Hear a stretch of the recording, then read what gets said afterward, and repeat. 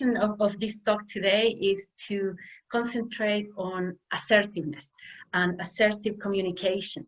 And again, that is a big task in itself, because it is a communication that we use when we have to put limits, or when we are facing challenges or confrontation, conflict, disagreement, all things that put us somehow on the edge.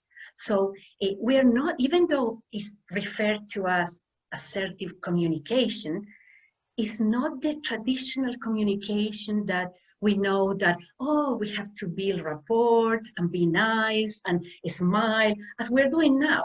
As I heard you when you were chatting there among yourselves, like, it's nice, it's friendly. That's what we are used to think when we think about communication. But in this talk, I want you to be open to a different side of communication, which is where assertiveness fit in. And assertiveness as such is a skill. It's good in a sense that we can practice and get better at it. So we want to be gentle with ourselves. This is not a skill that you're going to have after one talk. You're going to feel, oh my God, I'm absolutely assertive now. I wish I had that power, but at least you're going to go in the right direction. And I know for a fact that you will have practical tips. And then the lucky ones that are in the audience, we can practice at the end, okay? And you can give me your challenges and share with me what insights do you have after the talk, okay? For the people that are watching at home, you're welcome, but this is not live, so you won't be able to ask the questions as such. Again, because it is a skill, you want to take it easy, be gentle with yourself, and notice that at the beginning, as in anything new that we're learning, we feel because it's new, yeah? So it could feel awkward at the beginning to start saying no, or to use the statements that I'm going to share with you to be more direct in our communication. It might feel, oh, this is not me, and that's normal, yeah? But it is you. It's just a new version of you that needs to appear in action when we're doing this type of communication. So I will help you as much as I can as well. When we're into the talk, I'm going to have slides to share with you as well. So you're going to be relieved that you're not going to see me in full spectrum of camera. I will still be there, but you will have slides just to help us focus on different things that I want you to remember. You will have access to this presentation as well, so don't worry about that. But I will love you to have pen and paper with you to make some notes that could help to ask me questions towards the end, okay? And again, we are going to encourage ourselves. The invitation is that you relax any unnecessary tensions at this moment. Sometimes what I see in this type of classes that people get, they're tense just by thinking about saying no, or even attending a course like this. It takes courage, absolutely, it takes courage. So let's park whatever circumstances, people, events that brought you here for whatever reason. You're here now, so you're ready, okay? So if you're sitting there in front of me, you are. So we're going to hope for the best now. I'm going to share my screen with you and start with the slides. And then let's see how, this might take a little bit at the beginning, just so bear with me. So can you all see the slides and can you see me? Yeah. It is the topic is assertive communication, as we already talked about. And again, apart from being a skill, this is linked to when we talk about confidence, when we talk about self-esteem, they're all connected. Yeah. So the first objective of today is understand what is assertiveness.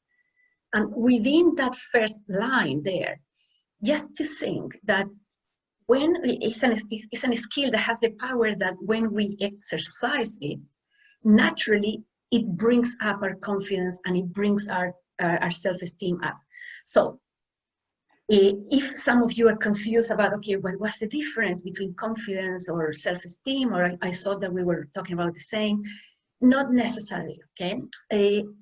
With assertiveness, we practice. We practice to put boundaries. We practice to say no. We practice to exercise and voice our opinions, okay? Stand for our rights.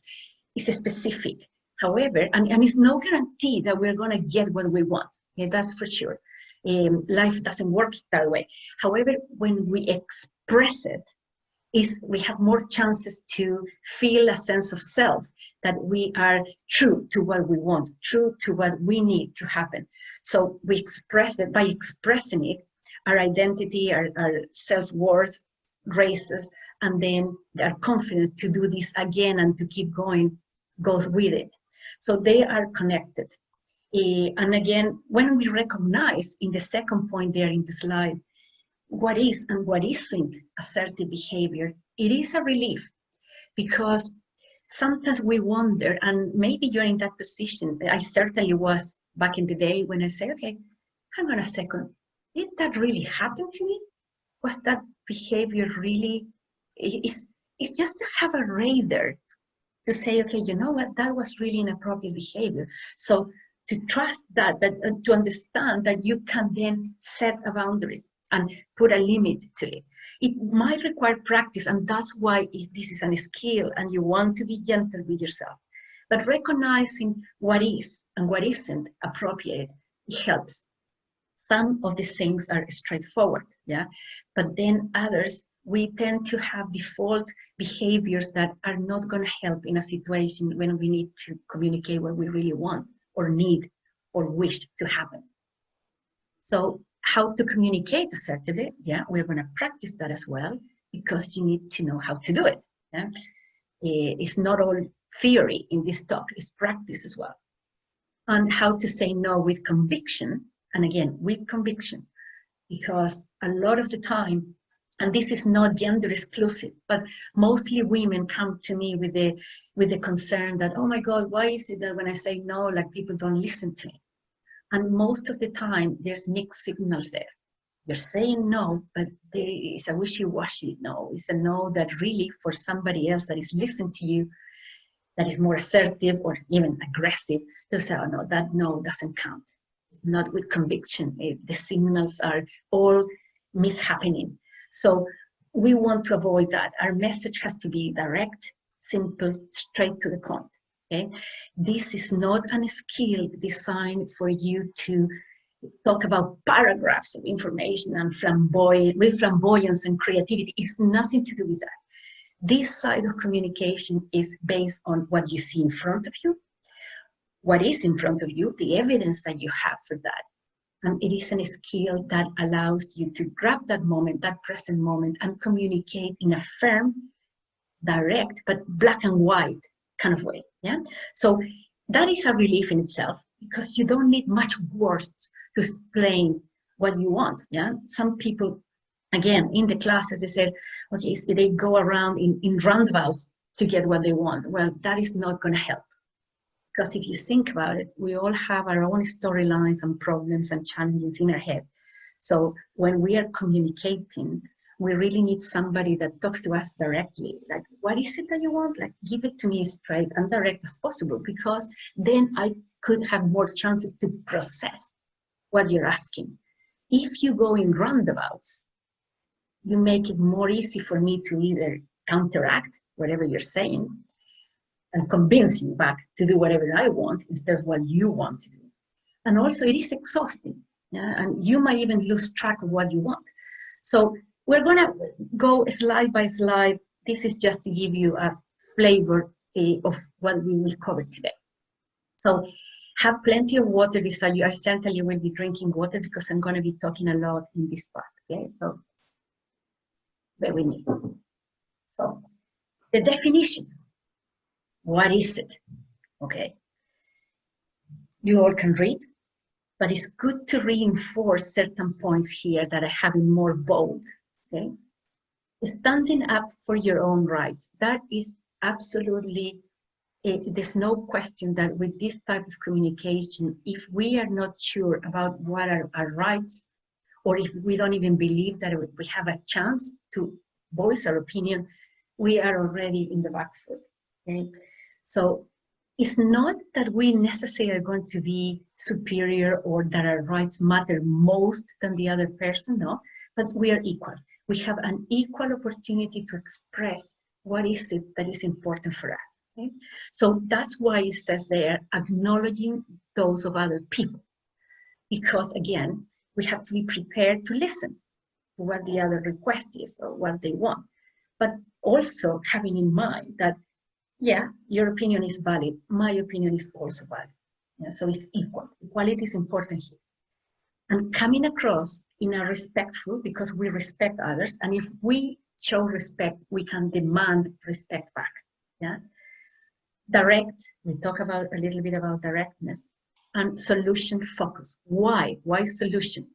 Because if not, it tends to be an opportunity to just get stuck in the drama. Yeah, like, oh wait, but you said this and this and that, and no, and I feel like that, and how dare you? And that is not, that has nothing to do with assertive communication. Okay, so when we are entitled to our feelings and to express them, and we're going to talk about that as well, but in an assertive manner, we want to always be thinking, okay, how do we move on from this? What do we want to happen? So it's with the way forward. Okay, how can I recover from this? How can I do these things differently in the future? How can we communicate different together in the future? So we are not concentrating as much in the, okay, this is what happened, and okay, let's keep talking and talking and talking about what happened. No, that's not really what this skill is about. Okay, we're not trying to convince anybody or influence them.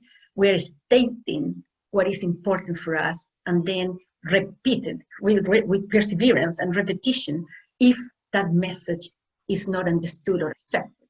Yeah. So respectful, direct, and solution-based, solution-focused. The respect here is also self-respect. We're not, this is not just for others. Yeah, and this is why assertiveness is linked to self-esteem, because when we voice what we want, and when we feel like, oh no, well, I'm entitled to this, I'm entitled to say no, let's say, no, I feel like, you know what, no, that's not for me, thank you. You will feel inside that you're being true to yourself. And again, as I said, that doesn't mean that the other person will react always in your favor. However, you will feel stronger inside. And that is the feeling that I want you all to get.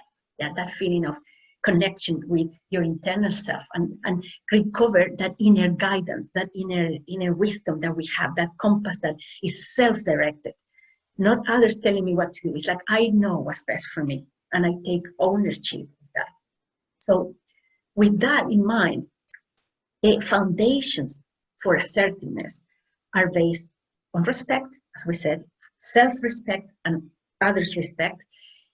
The rights, the right to say no is fundamental, and also is in some literature, okay, is mentioned as an assertive technique, but I'd rather go by to mention that it's a right, a fundamental human right to be able to say no. So again, other rights. You have the right to change your mind. Yeah? Okay, that doesn't suit me anymore. No, I am a different person now, so no, thank you. So examples like that, like the right to say, no, I made a mistake. We have the right to make a mistake. We're human. Yeah, but then situations, circumstances change. So the right to say no, change your mind, and then the responsibility with that of owning our decisions and take responsibility for our actions. So that point is there because in this type of communication, we can't fall into the trap of being victims, okay, or martyrs, no matter how our circumstances were at the time. We want to feel somehow empowered and have the self-respect to say, well, you know what?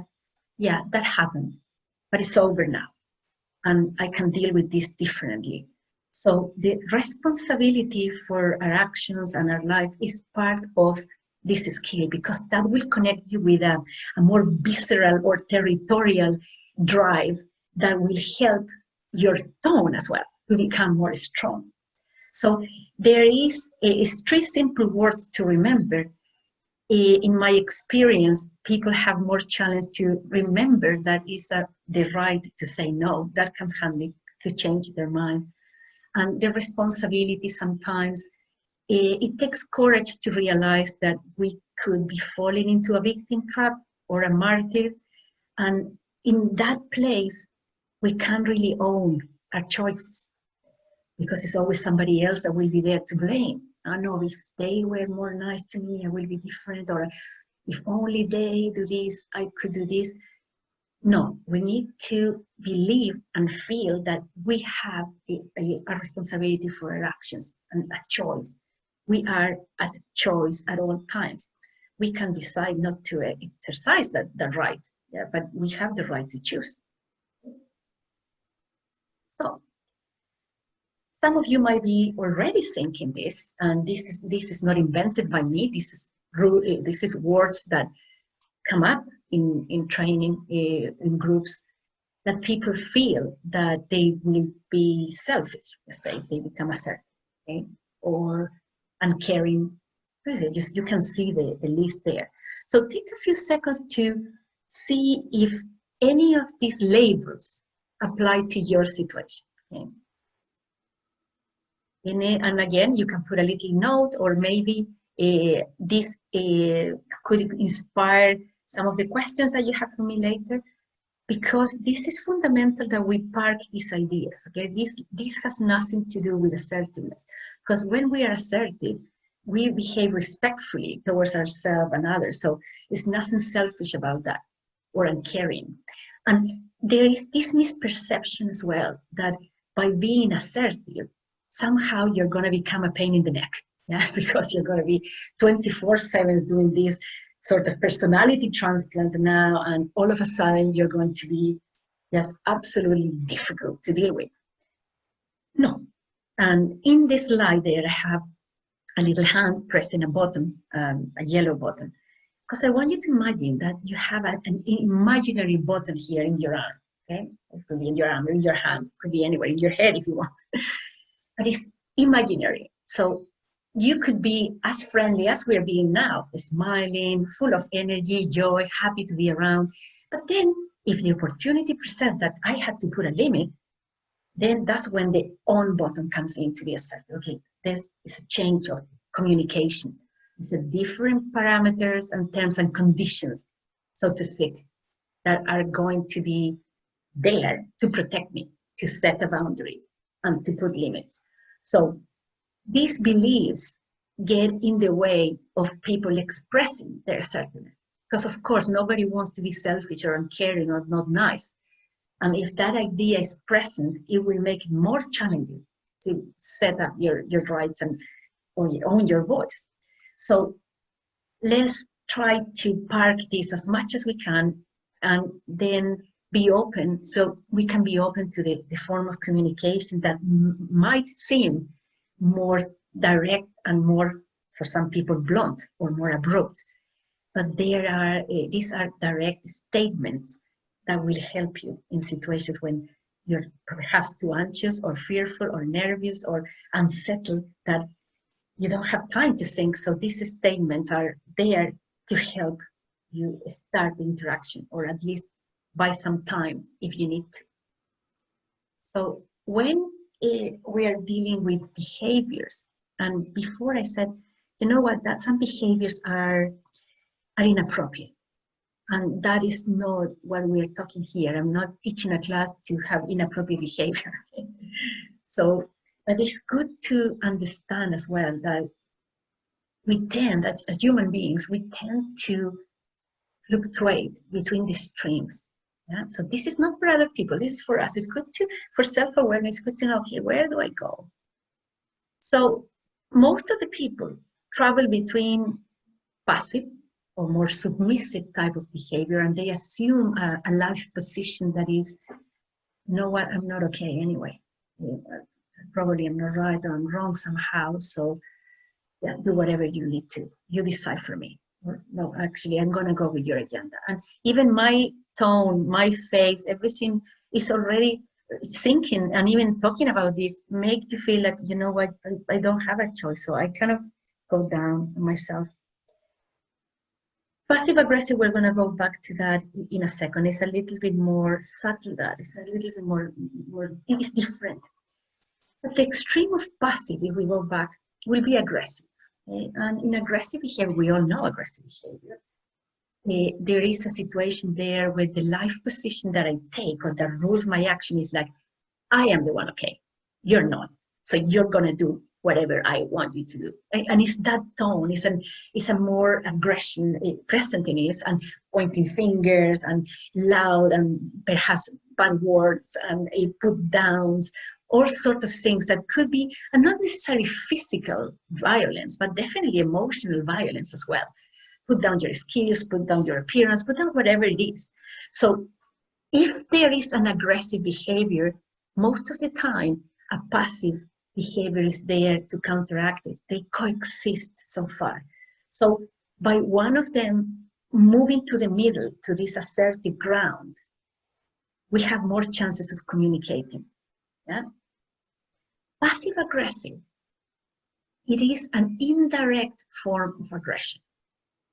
So you could be talking to me, an expression of these behaviors are really, I'm going to roll your eyes and completely disinterested, or you're talking to me and I'm on my mobile phone, I pretend that I don't care about any word that you say. I could be yawning and say, oh, in a way, I'm trying to get at the other person, but indirectly.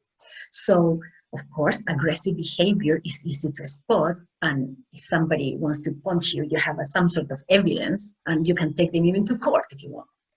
But with indirect aggression, that will not stand in court. So it's more challenging, yeah? And people will try to boycott your actions, or tell gossip, malicious gossip, or put down remarks as well that are disguised as compliments, like, oh, I'm telling you for your own good, but I don't think that you should go out with that, or you don't look really well. You put on weight, don't you? But I'm telling you for your own good. That is not for your own good. That's malicious. That is designed to put you down. So this indirect sort of behavior is also inappropriate.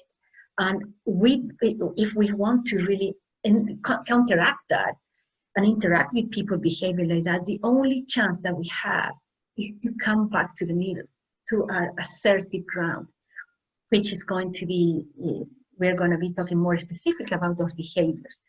But the life position of an assertive person is, I am okay. I think my opinions are okay, my actions are okay, my decisions are okay, yours are okay also. So we're equal. Again, it's the only chance that we have to mark territory and to put boundaries for ourselves, because we are more in an adult perspective. When we say adult, the adult is the only one that really can put limits. Sometimes these extreme behaviors are based on our childhood situation. But again, we can't change that now. The only thing that we can have is access to skills that allow us to say, no, that's not appropriate behavior. Or if you continue in this behavior, with this way of communicating, I will just have to leave and come back another time. Or I'm going to hang down the phone now. Or any sort of stop, like I said, you're not going to be present, just absorbing all that negativity in the case of aggression. Or if you are passive, the only chance to stop that behavior as well is to put the limits. And I'm hoping that you have examples for me later on to share, okay? And then we can make more live the scenarios that you can present with. But it is very common that people flip, okay? So they're not necessarily passive aggressive all the time, or aggressive, but they have a default. So the idea is to recognize it with compassion for ourselves and say, okay, you know what, yeah, I tend to be passive aggressive. Okay, with awareness, you can move to the middle. Yeah? And in your pen and paper there, if you can even think about where do you go, and just note, okay, do I tend to go to the side of passive? Do I tend to go to the side of aggressive? So if we can imagine a scale of assertiveness from 0 to 10, 0 being really poor, and 10 being extremely assertive. Where are you? Yeah. So it will be good for you to have a number in your head, and the people at home as well. You can have that, a number. And if you have it now, any number below 4, we are at the risk of being too close to passive. Yeah. If you're in a 5, middle ground, that's good. Maybe you will need to dial it up 1 or 2 more points to a 7 in cases that you need to dial up your assertiveness. But 5 is not a bad place to start. If you feel that your 8, 9, or 10 is too close to the danger zone of aggressive. So it's a fine borderline between extreme assertion and aggressive behavior. So we could start feeling competent about communicating in the middle, between a 5 and a 7 points range. So with one step at a time, of course. But if you are in under 4, as I said, especially 3, 2, it's a vulnerable place to be. And we want to, with awareness, to realize, okay, what am I doing to contribute to this behavior? What is making me vulnerable? And again, if you feel like sharing later on, I'd love to hear that, because it could be some trick that we can do, some tweak in the communication or in the way that you're presenting the message that can be changed to your advantage. So, how do we do this? And this is where the magic happens. I'm going to take some more water. I want you to concentrate in these 3 blocks that I have there. Verbal and non-verbal communication is important in all sorts of communication, but in this particular side or element of the whole umbrella of communication, because we're talking about situations where there's more conflict or potential disagreement, and so there's more potential friction here. Verbal is minimal. What you want to concentrate is in your non-verbal expression. That is going to take you through, so to speak. Yeah? So it's a relief in a way, because you don't need to have a case there that explains your situation. So verbally is the less important of all this. Your content is there, yeah, your statement will be there, but the signals, and that's where consistency comes in, the consistent message. So your content, what you're saying with your words, does it really match your behavior, your tone, your physicality? Are you looking at me directly in the eyes? Are you, your stance, how is it? Is there a representation of inner strength in you when you're talking? And again, our body, the way that we portray our body will influence the tone of voice that we have at the time. So if we're shaking or if we're too uptight, that will reflect on the tone. So we have to pay particular attention to the non-verbal side of our message. Okay? Clear and direct statements, absolutely, and I will give you examples, so you will have to pick for practice later on. And the consistent signal, that is why sometimes the direct statement is there and people have the best intention and just presenting absolutely what they want, and nothing wrong with it, but with a massive smile, like a smile that I have now telling you. Say, no, that doesn't suit me. And with a massive smile, radiant, that signal is completely the opposite to what you're saying with your words. And this happens so much. So we don't realize that we're doing it. And that is when I come in to help, to give you feedback in terms of how do you sound, what is your message, how do you put everything together. Again, if you're at home, you can look at the mirror and say out loud the statements that we're going to be doing. But again, it requires you to have that awareness of, okay, do I feel, do I look and sound like I mean what I'm saying? That's the whole point of this. Because if you look happy and you're putting limits to me, it's a malfunction there. Like you're not getting the signal right. Yeah. So to be clear and direct, economy of words are really important. Economy of words are absolutely fundamental. So no excuses first. How many times people say no and then they give the story of their lives? It's almost like they are softening the blow or something. Like they would think that they're going to be nicer to the other if they explain all the reasons why they can't do something. And that is only just giving me ammunition to say, okay, so that's your excuse? Okay, no, I have a solution for that, so you can still do what I want. Yeah. So that is the rationale behind this economy of words, because you have less chances to stray from your original message. Owning what you say, important, absolutely. And using I statements, and I point at my chest because it's I, me, yeah, Maria. I don't like this, yeah, or I think, I would like, in my opinion. You can use the I statement. So we never ever, when we're talking about appropriate behavior, we never ever use you as a statement. Okay, like you are the cause of my problem. You are irrational. You are insensitive. You are being like, if absolutely you don't understand me. If you were different, because that only puts more drama in the situation, more energy for you, by the way. And also the other person, the moment that they hear a you, it's like if somebody's pointing a finger on us, and we are going to get defensive. Yeah. Depending on your personality, you will get really aggressive, or others will get more into indirect aggression, but at the end, nobody's communicating. So owning what we say, nobody can say anything against that, because it's just like, I feel this way. Well, who can say anything to that? It's the way you feel. So it's personal. You're not blaming anybody. You're not becoming a victim of anybody. You're stating how you feel, or what is your opinion. And owning is important, and there's little tricks that people play sometimes, okay? And they could be seen as a strategist by some, but again, it's not the same, okay?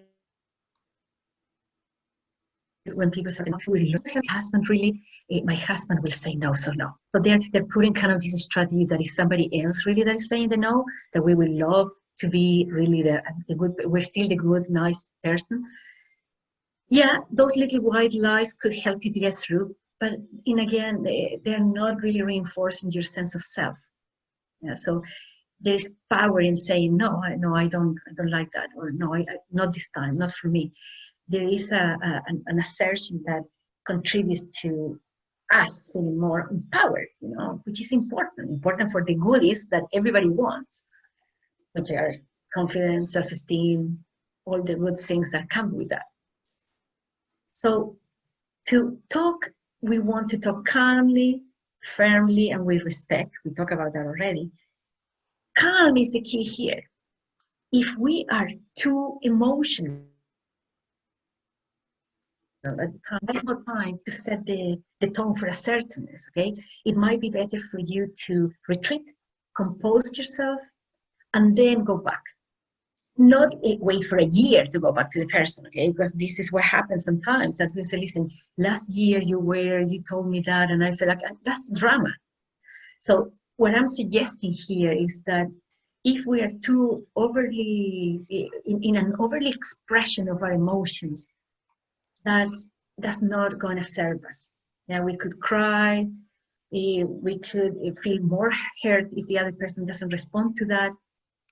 We could present ourselves too vulnerable.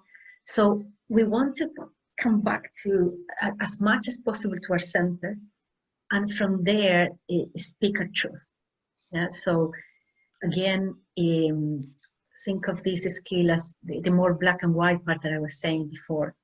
So it's factual. So if we talk about facts and black and white, the emotions really, they need to be more neutral. And we can't be full on feeling our sadness and at the same time trying to be assertive, because it would be too much to take for our own system as well. We won't be clear enough. And for this, we need to be clear and direct. So I have some examples, and it's time again to put down the pen and paper. I will love to hear every one of you at the end repeating back to me, not all of them, but one that feels that you could use outside of this talk. Again, that so I can hear how you're expressing this. For example, the one in the middle, I'm not comfortable with this. Simple statement, yeah. But again, it could be at the times when we are under pressure, it's difficult sometimes to think of what to say. So I put these statements here as examples, but if some of them serve you, write them down and use them, because they're designed to keep your opinion or show what you are thinking in a way that, okay, straight away I have a direct statement here that could empower myself to stay my ground. So again, they are in third person, like you're talking about a situation that has to change, or first person, I am, or I need, and I have more coming up. So pick one or pick two if you feel like, or you can have another one that is your favorite, or that you want to check with me if that's okay. And absolutely, we can do that as well. When we're expressing feelings, we still can be direct. But here, and this helps people that are more, if you feel inclined to be too nervous or too anxious about these assertive expressions, it's good to acknowledge that. It's part of being honest and truthful and respectful for yourself, for your need, for what you're feeling. It's not dramatic though. Yeah, and that is the difference. We're still calmly expressing this. But I could say, the last one here, for example, I found it difficult to ask, but would you, like say, if I feel awkward, yeah, or if I just by stating that, it might relax me, and then my tone will be more calm, acknowledging that I feel really awkward, or acknowledging that, listen, I feel angry. I feel angry when you don't follow your agreements, when you break your agreements. We agreed that we were going to do this, and so this makes me really angry. So in that sense, you're naming your feeling, but without really acting on the feeling. Yeah, so it might help, again, to practice some of this. If this is a line of a statement that could be more useful in your case. Okay? So it's about practice, guys. Remember that this is a skill. Yeah, but these statements, if you have them, I found in class that people pick one or two and they say, okay, yeah, this could work. And then they become more proficient in using that. Yeah, and have that as part of your core little armor of things that will help you developing this type of communication.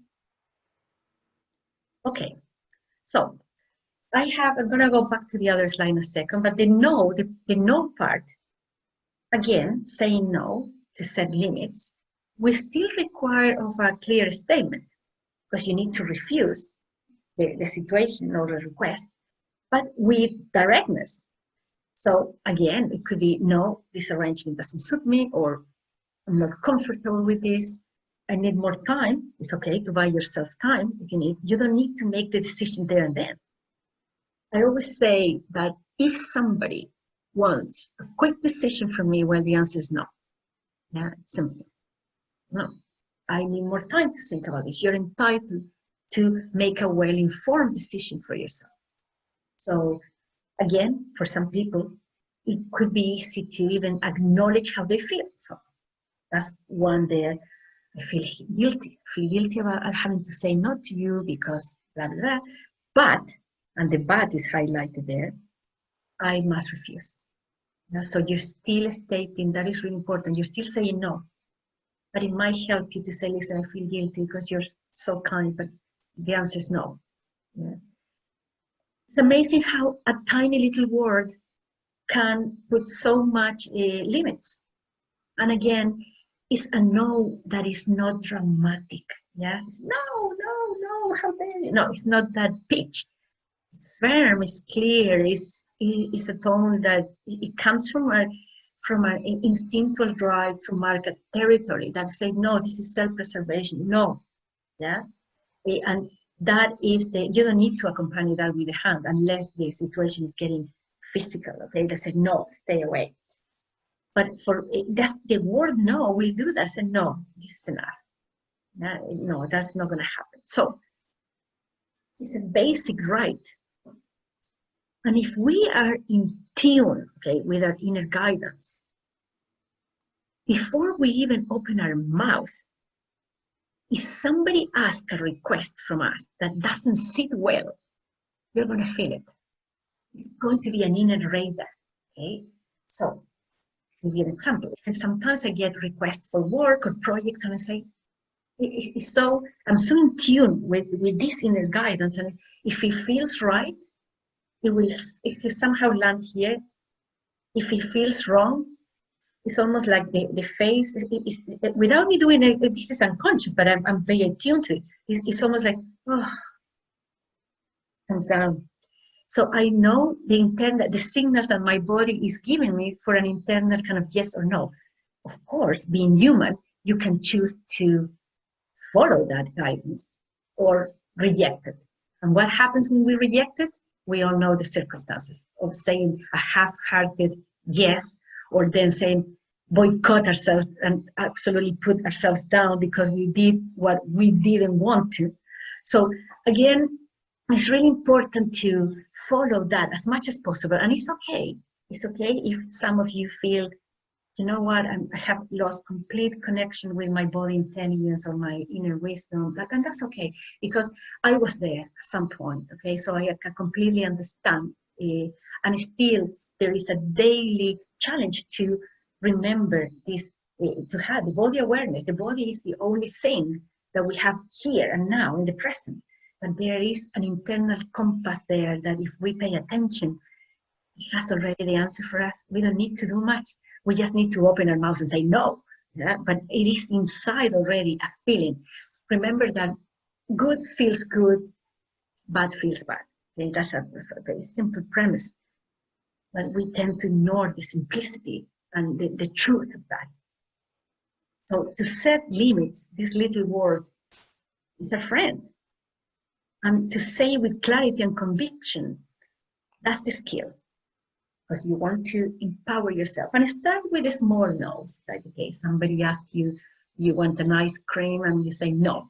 And even if they force you, they say, yeah, that's a small no.